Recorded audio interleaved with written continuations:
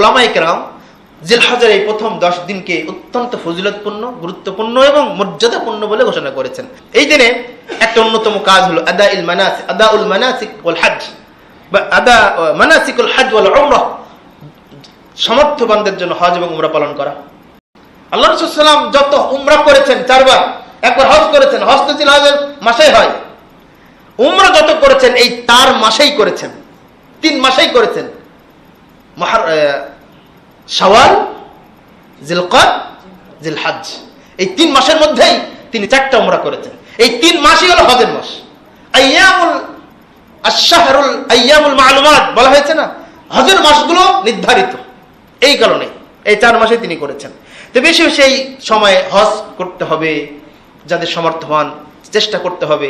কারণ রাসূলুল্লাহ সাল্লাল্লাহু আলাইহি ওয়াসাল্লাম বলেছেন যে মান হাজ্জা লিল্লাহি ফালাম ইয়ারফুস ওয়া লাম ইয়াফসুক রাজআ কায়াউমি ওয়ালাদাতহু উম্মুহ। কোন ব্যক্তি যদি আল্লাহকে খুশি করার জন্য হজ করে, মান হাজ্জা লিল্লাহ, আল্লাহর জন্য হজ করে, ফালাম ইয়ারফুস, রাফাতা মানে ওয়ালাম ইয়াফসুক, রাফাতা মানে অশ্লীলতা, অশ্লীল কাজ, অশ্লীল কাজের ভিতরে যা আছে সবকিছুই, ওয়ালাম ইয়ারফুস, এবং ফাসিকি কাজ সবকিছুই এর ভিতরে অন্তর্ভুক্ত। মিথ্যা কথা বলা, গীবত তুহমত করা, ঠেলাঠেলি করা, তর্ক বিতর্ক করা, কাউকে কষ্ট দেওয়া, সব এর ভিতরে অন্তর্ভুক্ত। যে ব্যক্তি এই হজের ভিতরে এইগুলো করবে না, আল্লাহ রাসূল সাল্লাল্লাহু আলাইহি ওয়াসাল্লাম বলছেন রাজআ কায়াউমি ওয়ালাদাতহু উম্মু, সেজন্য মক্কা থেকে এমন অবস্থায় ফিরে আসে, হজ করে এমন অবস্থায় ফিরে আছে তার মা আজকে জন্ম দিল তাকে, নিষ্পাপ হয়ে ফিরে আসছে। সুবহানাল্লাহ ওয়া বিহামদিহি।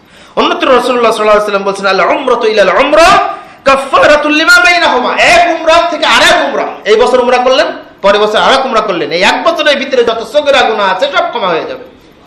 তারপরে আল হাজ্জুল মাবরুর লাইসা লাহু জাযাউন ইল্লাল জান্নাহ, আর কবুলযোগ্য হজের একমাত্র প্রতিদান সেটা হলো জান্নাত, যদি কবুল হয়ে যায়। এইজন্য এই মাসে হজ করার প্রতিযোগিতা করা উচিত যাদের সামর্থ্য আছে।